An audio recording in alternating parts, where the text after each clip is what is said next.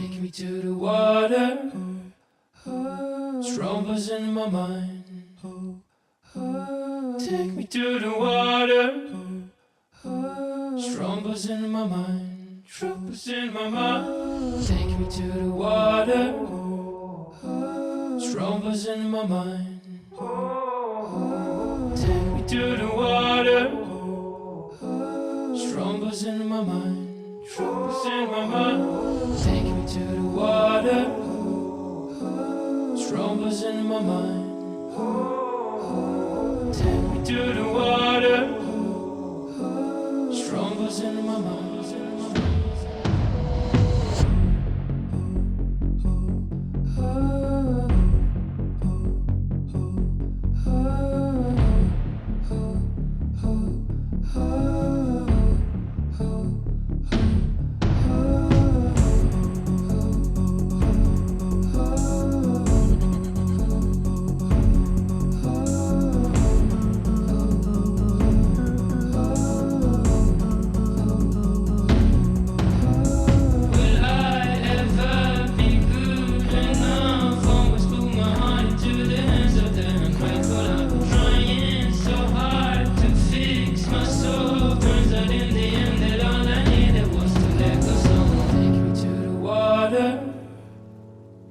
Strong buzz in my mind.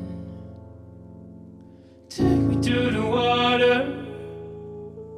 Strong buzz in my mind. Strong buzz in my mind.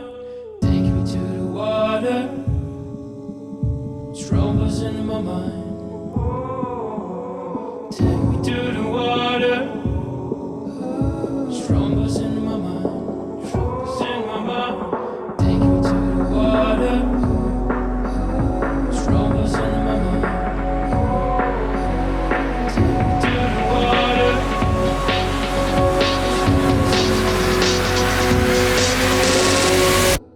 It's been a long time since a phone camera has impressed me. They all take good photos. Unlike most reviewers, my judgments are on the raw ability of the sensor rather than the JPEG or MP4 it quickly spits out. Those files end up shoddy and poor representation of what the camera is actually capable of. When it matters, I like to use my phone's cameras the way I would use my full-frame camera and shoot raw, even for video. All the video you see here was shot using the Motion Cam app. This app is changing mobile filmmaking in ways that don't even seem possible. In short, it records raw video straight from the sensor and converts it to a codec of your choice. The quality is genuinely unmatched, and the developer Mirsad has truly put to shame and outdone the entire industry single-handedly. Seriously, you need to check this project out.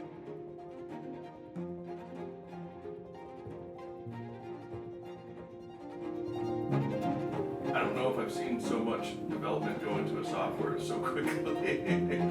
Being able to record RAW and transcode to log ProRes shows us how much this sensor can perform both in dynamic range and in low light.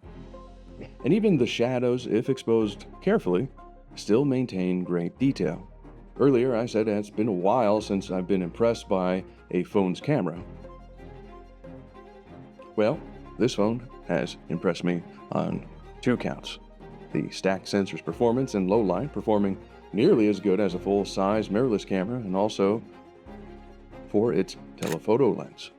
This camera set comes with three main cameras on the outside: a 14mm, 24mm, and 70mm equivalent. The 70mm impressed me with its lens compression. I have never seen the flattening of a background look this good on a phone's camera before. Keep in mind, this is natural and it's not adding a digital blur. This photo was shot at f2.6, which on a 1/1/4 sensor doesn't offer much for a blurry background. A 1/1/4 sensor is also very close to the physical size of a 16mm frame. And you can definitely see some similarities in the way the image flattens and the characteristics of the look. Editing these DNG files is fairly easy, though you may have less leeway, of course, than editing from a full-frame camera, which should be expected. But if you aren't planning on straying too far past correct exposure, this shouldn't be too much of an issue. The detail and color look natural and great with nearly no fringing issues. This camera system is truly an incredible pocket camera experience that won't let you down if you commit to shooting raw. So far, this has been the best mobile camera system I've used yet, based on quality straight from the sensor. The next camera video is from an underdog that I think needs a little more credit.